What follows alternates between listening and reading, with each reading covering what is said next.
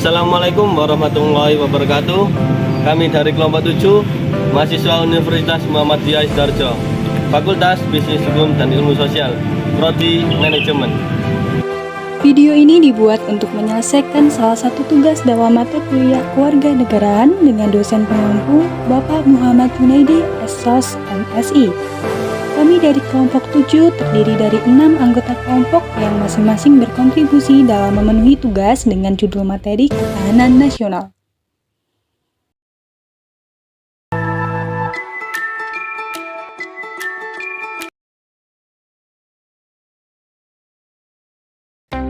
Sebelum kami masuk ke pembahasan lebih lanjut, izinkanlah kami memperkenalkan diri terlebih dahulu.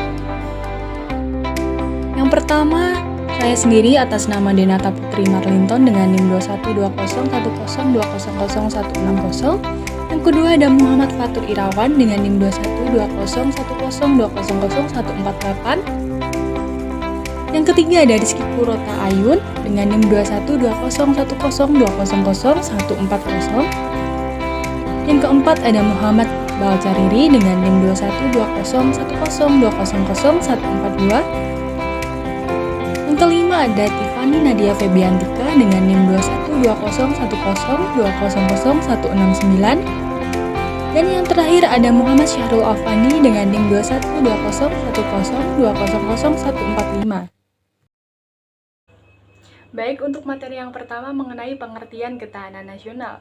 Ketahanan nasional adalah kondisi dinamika, yaitu suatu bangsa yang berisi keuletan dan ketangguhan yang mampu mengembangkan ketahanan dan kekuatan nasional dalam menghadapi dan mengatasi segala tantangan, hambatan, dan ancaman, baik yang berasal dari dalam maupun dari luar, juga secara langsung maupun tidak langsung, yang dapat membahayakan integritas, identitas, serta kelangsungan hidup bangsa dan negara. Ketahanan nasional umumnya berpedoman pada wawasan nasional, di mana wawasan Nusantara adalah cara pandang bangsa Indonesia pada diri sendiri dan lingkungannya berdasarkan Pancasila dan Undang-Undang Dasar 1945.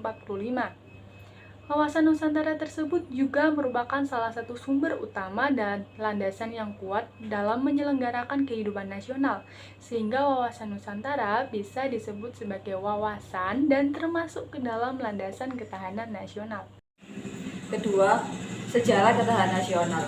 Secara etimologis, istilah ketahanan berasal dari kata dasar tahan yang berarti tahan penderitaan, tabah, kuat, dapat menguasai diri, gigih, dan tidak menyerah. Ketahanan memiliki makna mampu, tahan, dan kuat menghadapi segala bentuk tantangan dan ancaman yang ada guna menjamin kelangsungan hidupnya. Sebagai konsepsi khas Indonesia, gagasan tentang ketahanan nasional muncul di awal tahun 1960-an sehubungan dengan adanya ancaman yang dihadapi bangsa Indonesia, yakni meluasnya pengaruh komunisme dari Uni Soviet dan Cina. Pengaruh mereka terus menjalar sampai ke kawasan Indo-Cina, sehingga satu persatu negara di kawasan Indo-Cina seperti Laos, Vietnam, dan Kamboja menjadi negara komunis. Gejala tersebut mempengaruhi para pemikir militer di lingkungan SSKAD, Sekolah Staf Komando Angkatan Darat, atau sekarang SIS-KOAD. Tahun 1960-an, gerakan komunis semakin masuk ke wilayah Filipina, Malaysia, Singapura, dan Thailand. Di tahun 1965, Komunis Indonesia bahkan berhasil mengadakan pemberontakan Gerakan 30 September 1965 yang akhirnya dapat diatasi. Menyadari akan hal tersebut, maka gagasan tentang masalah kekuatan dan unsur-unsur apa saja yang ada dalam diri bangsa Indonesia serta apa yang seharusnya dimiliki agar kelangsungan hidup bangsa Indonesia terjamin di masa-masa mendatang terus menguat. Pada tahun 1968, pemikiran tersebut dilanjutkan oleh Lemhanas atau Lembaga Pertahanan Nasional. Pada tahun 1969 lahir istilah ketahanan nasional yang dirumuskan sebagai keulitan dan daya tahan suatu bangsa yang mengandung kemampuan mengembangkan kekuatan nasional yang ditujukan untuk menghadapi segala ancaman yang membahayakan kelangsungan hidup negara dan bangsa Indonesia. Pada tahun 1972, saat itu konsepsi ketahanan nasional diperbarui dan diartikan sebagai kondisi dinamis suatu bangsa yang berisi keuletan dan ketangguhan yang mengandung kemampuan untuk mengembangkan kekuatan nasional di dalam menghadapi dan mengatasi segala tantangan, ancaman, hambatan, dan gangguan baik yang datang dari luar maupun dari dalam, yang langsung maupun tidak langsung, yang membahayakan identitas, integritas, kelangsungan hidup bangsa dan negara, serta perjuangan mengejar tujuan-tujuan nasional. Oke, materi selanjutnya adalah unsur-unsur ketahanan nasional. Ada 8. Yang pertama penduduk, yang kedua wilayah, yang ketiga sumber daya alam, yang keempat ideologi, yang kelima politik, dan yang keenam ekonomi, yang ketujuh sosial budaya, dan yang terakhir adalah pertahanan dan keamanan.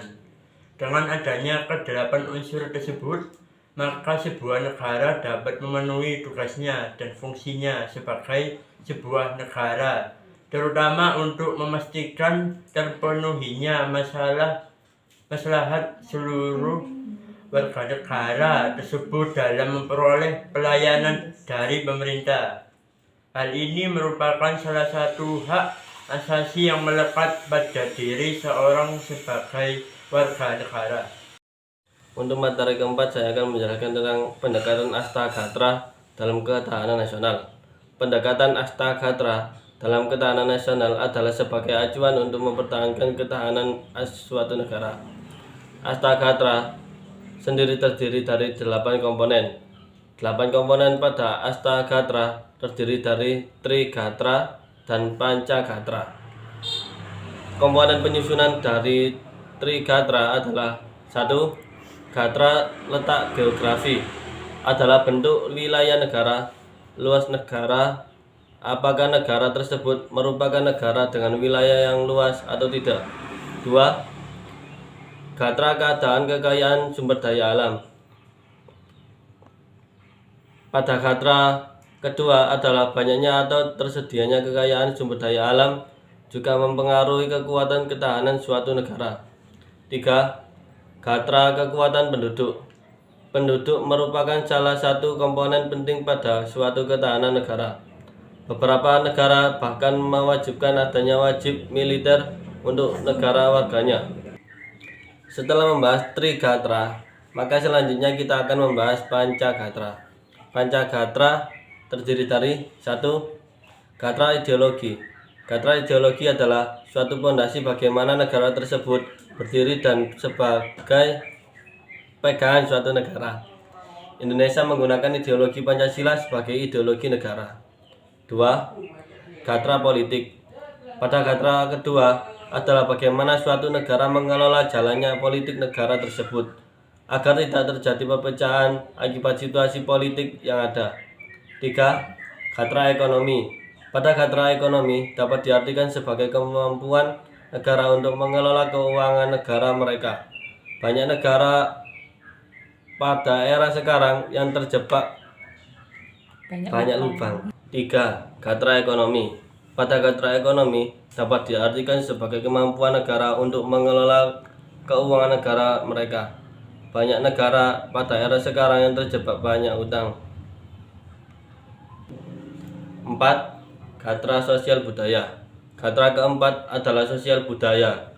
Indonesia merupakan negara dengan suku dan budaya yang berbeda-beda dan banyak jumlahnya. Kemampuan negara untuk menyatukan warga negara dengan latar belakang yang berbeda-beda agar tidak terjadi konflik masuk ke dalam gatra sosial budaya. 5. Gatra pertahanan dan keamanan. Gatra yang terakhir adalah gatra pertahanan dan keamanan. Setiap negara pasti memiliki ancaman yang dapat datang kapan saja. Oleh karena itu, setiap negara harus memiliki undang-undang yang mengatur tentang pertahanan dan keamanan negara. Demikian pembahasan mengenai pendekatan Astagatra menjadi aspek penting dalam ketahanan nasional. Astagatra sendiri terdiri dari Trigatra dan Pancagatra. Yang kelima, saya akan menjelaskan tentang globalisasi dan ketahanan nasional. Secara umum, pengertian globalisasi adalah suatu proses yang mendunia di mana individu tidak terikat oleh negara atau batas wilayah. Setiap individu dapat terhubung oleh siapa saja yang ada di belahan bumi ini dan terjadi penyebaran informasi dan komunikasi melalui media cetak dan elektronik yang mendunia. Jadi, cara memperkuat ketahanan nasional di Indonesia di era globalisasi adalah selektif dalam membaca atau menerima berita, dan tidak terlalu terpengaruh dengan berita di sosmed. Bisa menyaring budaya yang masuk, mencintai dan membeli produk Indonesia, menjaga ketertiban dan keamanan dimanapun berada. Kekuatan ini diperlukan untuk mengatasi segala macam ancaman, tantangan, hambatan, dan gangguan yang langsung atau tidak langsung akan membahayakan kesatuan, keberadaan, serta kelangsungan hidup bangsa dan negara. Bisa jadi ancaman-ancaman tersebut dari dalam atau dari luar. Yang terakhir, analisis kasus pengaruh globalisasi terhadap ketahanan nasional dalam aspek sosial budaya. Urusan masalah dampak globalisasi terhadap ketahanan nasional dalam bidang sosial budaya. Ketahanan di bidang sosial budaya dimaksud menggambarkan kondisi dinamis suatu bangsa atau masyarakat berisi keuletan dan ketangguhan yang mengandung kemampuan pengembangan kekuatan nasional di dalam menghadapi ancaman, gangguan, hambatan, dan tantangan dari dalam maupun dari luar yang langsung maupun tidak langsung membahayakan kelangsungan kehidupan sosial budaya, bangsa, dan negara. Kebijakan bidang sosial budaya dalam upaya menghadapi tantangan globalisasi dan perkembangan IT sebagai berikut. Mengembangkan dan membina kebudayaan nasional bangsa Indonesia yang bersumber dari warisan budaya leluhur bangsa. Budaya nasional yang mengandung nilai-nilai universal termasuk kepercayaan terhadap Tuhan Yang Maha Esa dalam rangka mendukung terpeliharanya kerukunan hidup bermasyarakat, berbangsa, dan bernegara. Memberantas secara sistematis perdagangan dan penyalahgunaan narkotika dan obat-obat terlarang dengan memberikan sanksi yang seberat-beratnya kepada produsen, pengedar, dan pemakai. Melindungi segenap generasi muda dari bahaya destruktif, terutama bahaya penyalahgunaan narkotika, obat masyarakat akan bahaya penyalahgunaan narkotika. Oke, untuk pertanyaan yang pertama, apakah Indonesia pernah menghadapi ancaman dalam ketahanan negara? Jika pernah, berikan contohnya. Salah satu contoh ancaman pertahanan yang pernah dialami negara Indonesia adalah agresi militer yang dilakukan oleh Belanda kepada Indonesia. Serangan ini terjadi 2 kali dalam sejarah Indonesia.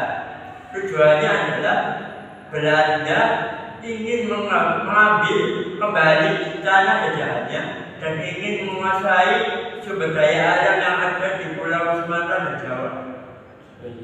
Lanjut untuk pertanyaan yang kedua.